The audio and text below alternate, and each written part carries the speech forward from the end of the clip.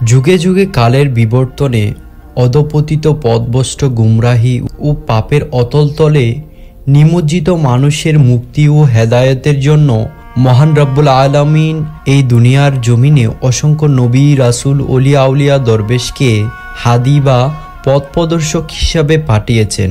ঊনবিংশ শতাব্দীতে এই উপমহাদেশ তথা পৃথিবীর পূর্বাঞ্চলের আধ্যাত্মিকতা ও মানবিক মূল্যবোধ শূন্যতার এক গাঢ় অন্ধকারাচ্ছন্ন যুগ মানবজাতির ত্রাণকর্তা হিসাবে রাসূল করিম সাল্লাল্লাহু আলাইহি ওয়াসাল্লাম কর্তৃক গৌসিয়তের তাজ ধারণ করে গাউসুল আজম শাহ সুফি সৈয়দ আহমদুল্লাহ মাইজভান্ডারী কদ্দুসিরহুল আজিজ এই উপমহাদেশে অভিভূত হন, যার বিকাশে রুহানি আলোক রশ্মিতে সারা বিশ্ব উদ্ভাসিত।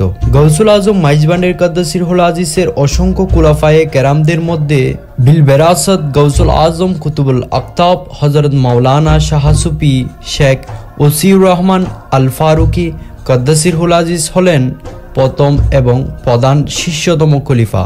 হযরত মাওলানা শাহ সুফি শেখ ওসিউর রহমান ফারুকি চরণদ্বীপী কদ্দুসিরহুল আজিজ চট্টগ্রাম জেলার বোয়ালখালী থানার অন্তর্গত চরণদ্বীপ নামক গ্রামে 1270 হিজরি মোতাবেক 1214 বাংলা 7 মাঘ 1852 ইংরেজি 21 জানুয়ারি রোজ বুধবার সকালে শুভ মুহূর্তে জন্মগ্রহণ করেন। তার শ্রদ্ধেয় পিতার নাম ছিল শেখ মোহাম্মদ মাজুম আলী ফারুকি রহমতুল্লাহ আলাই, মাতার নাম মুসাম্মদ জৈনাব বিবি। তার বংশগত সাজারা ইসলামের দ্বিতীয় খলিফা হযরত উমর ফারুক রাদিয়াল্লাহু তাআলা আনহুর সাথে মিলিত। তিনি নিজ গ্রামের শৈশবকালীন শিক্ষা সমাপন করে 1280 হিজরি সনে হাওলা করণদ্বীপ নিবাসী মাওলানা সৈয়দ আতহার আলী সাহেবের নিকট গমন করে দিনের মৌখিক বিষয়াদির উপর জ্ঞান অর্জন করেন। অতঃপর 1285 হিজরিতে চট্টগ্রাম শহরের সরকারি মুহসিনিয়া মাদ্রাসায় ভর্তি হয়ে সেখানে জমাতে দোয়াম পর্যন্ত লেখাপড়া করেন। অতঃপর তিনি 1289 হিজরি সনে রাজশাহী সরকারি মাদ্রাসায় জামাতে উলার ভর্তি হন, কিন্তু রাজশাহীতে জলবায়ু তার শরীরের পক্ষে অনুকূল না হওয়ায় তিনি কলকাতা আলিয়া মাদ্রাসায় গিয়ে 1290 হিজরি সনে ভর্তি হন। উক্ত মাদ্রাসা হতে জামাতে উলা পরীক্ষায় কৃতিত্বের সাথে উত্তীর্ণ হন। তিনি কলকাতা আলিয়া মাদ্রাসায় আরও 5 বছর কাল অধ্যয়ন করেন এবং 1295 হিজরি সনে শেষ পরীক্ষায় উত্তীর্ণ হয়ে হাদিস, তফসির, কালাম, আকায়েদ, ফিকা, আদব, নাহু, সরব, বালাগাত, মায়ানি, বয়ান, মান্তিক ইত্যাদি বিষয়ে প্রভূত জ্ঞান অর্জন করেন। অতঃপর তিনি 1296 হিজরি সনে আলিগড় জামিউল উলুম মাদ্রাসায় প্রভাষক হিসাবে যোগ দেন এবং তথায় 2 বছর কাল প্রশংসার সাথে অধ্যাপনার কাজে রত থাকেন। অধ্যাপনারত থাকাকালীন এক রাতে তিনি হযরত রাসূল করিম সাল্লাল্লাহু আলাইহি ওয়াসাল্লাম স্বপ্নযুগে তাকে নির্দেশনা দেন, তোমার জন্য আমি মনোরম সুরত পাঠিয়েছি, শীঘ্রই গিয়ে আমার মাহবুব মুজাদ্দেদে জামান গাউসুল আজম বিল বেরাসত মুতলাকায়ে আহমদীর যুগ প্রবর্তকের কর্মসূচি এখতিয়ার করো, তার প্রেম ভাণ্ডারে অমূল্য রত্ন আহরণ করো, উহা তোমার জন্য উন্মুক্ত করিয়াছি।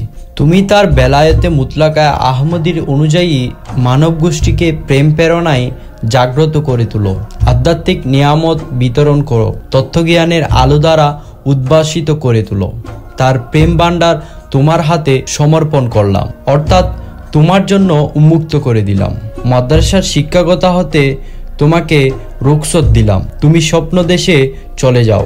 আলিগড় জামিউল উলুম মাদ্রাসা হতে বিদায় গ্রহণ করে 1289 হিজরি সনে গ্রামের বাড়ি চরণদ্বীপে চলে আসেন। নিজ গ্রামে অবস্থানরত অবস্থায় আরও এক রাতেই হযরত গাউসুল আজম মাইজভান্ডারী মাওলানা শাহ সুফি সৈয়দ আহমদুল্লাহ মাইজভান্ডারী স্বপ্নযুগে তাকে দর্শন দান করে বলেন, বৎস, আমি তোমার অপেক্ষায় আছি। আমার প্রজ্বলিত জ্যোতিষময় প্রদীপের সাথে মিশে একাকিত্ব হয়ে যাও। আমার প্রেম ভাণ্ডারে অমূল্য রত্ন আহরণ করে তা বিতরণ করে ধন্য হও, ভাণ্ডার তোমার জন্য উন্মুক্ত। এই স্বপ্ন দেখার পরদিনই তিনি নিজ গ্রাম বাড়ি হতে রওনা হয়ে যথাসময়ে মাইজভান্ডার শরীফে এসে হযরত গাউসুল আজম মাইজভান্ডারী কদ্দুসিরহুল আজিজের খেদমতে উপস্থিত হয়ে সালাম করে তার সামনে বসে পড়লেন। হযরত কেবলা তার প্রতি তীক্ষ্ণ দৃষ্টি নিক্ষেপ করে তার মনু প্রাণ হরে নিলেন। অতঃপর হযরত কেবলা তাকে নিজ মুবারক হাতে কিছু মিষ্টি হালুয়া ও শরবত পান করিয়ে দেন। এতে মাওলানা শেখ ওসিউর রহমান ফারুকীর হৃদয়ে আধ্যাত্মিক প্রেরণার সৃষ্টি হয়ে সংসারের মায়া মোহ ত্যাগ করেন। হযরত গৌসুল আজম মাইজভান্ডারী খেদমতে ও এবাদত বন্দেগীতে মশগুল হয়ে পড়েন। হযরত সিদ্দিকে আকবর রহমতুল্লাহ আলাই যেরূপ নবী করিম সাল্লাল্লাহু আলাইহি সাল্লামের সহচার্যে এসে দ্বীন ইসলামের খেদমতে জীবন অতিবাহিত করেন, অনুরূপ হযরত মাওলানা শাহ সুফি শেখ ওসিউর রহমান চরণদ্বীপীও হযরত গৌসুল আজম মাইজভান্ডারী কদ্দাসিরহুল আজিজের সহচার্যে এসে মাইজভান্ডারী তরিকার প্রচার প্রসারে জীবন অতিবাহিত করেন। তিনি ছিলেন আলেমে বিআমেরিল্লাহ। গৌসুল আজম মাইজভান্ডারী কদ্দাসিরহুল আজিজ স্বয়ং তার শানে বলেছিলেন, আমি মাইজভান্ডারে ডুব দিয়ে কর্ণফুলী নদীর দক্ষিণ তীরে চরণদ্বীপে উঠিয়েছি এবং তথায় একখানা মসজিদ নির্মাণ করেছি। এ মহান আধ্যাত্মিক সাধক ওলিয়ে কামেল মোকাম্মেলে শানে সুন্নি জামাতের ইমাম আল্লামা গাজী সৈয়দ মোহাম্মদ আজিজুল হক রহমতুল্লাহ আলাই প্রকাশ শেরে বাংলা তার বহুল পরিচিত দেওয়ানে আজিজ নামক গ্রন্থে 85 পৃষ্ঠায় যা লিখেছেন, শত সহস্র মারহাবা মহান আউলিয়া হজরত শেখ ওসিউর রহমান চরণদ্বীপীর কদ্দাসিরহুল আজিজের জন্য। তিনি জামানার কশফ ও কারামত সম্পূর্ণ অলিউল্লাহ। তিনি গৌসুল আজম মাওলানা আহমদুল্লাহ মাইজভান্ডারীর বিশিষ্ট ফয়েজপ্রাপ্ত খলিফা ছিলেন। বোয়ালখালী থানার চরণদ্বীপে মহান অলির মাজার শরীফ অবস্থিত। তার পবিত্র মাজার হতে অগণিত মানুষ সর্বক্ষণ রুহানি ফয়েজ হাসিল করছেন। এই আল্লাহ পাক সরকারে দো আলম হজরত মোহাম্মদ সাল্লাল্লাহু আলাইহি ওয়াসাল্লামের উসিলায় তার পবিত্র মাজারকে জান্নাতের বাগিচা বানিয়ে দাও। তিনি হযরত গৌসুল আজম মাইজভান্ডারী কদ্দাসিরহুল আজিজের ইত্তেহাদি ফয়েজপ্রাপ্ত প্রথম খলিফা ছিলেন।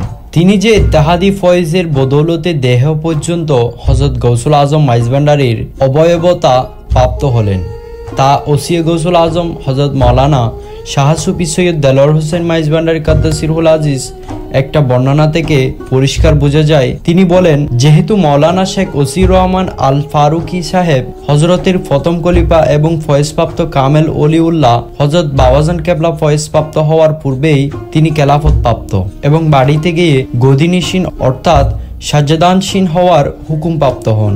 দাদি আম্মা বলতেন, নানুপুরের কুল্লি মিয়া ফকির, রাউজানের ওয়ালি মাস্তান, সাতকানিয়ার জাফর আলী শাহ, চরণদ্বীপের মাওলানা ওসিউর রহমান শাহ হজরত কেবলার প্রথম অবস্থার মুরিদ এবং ফয়েজপ্রাপ্ত।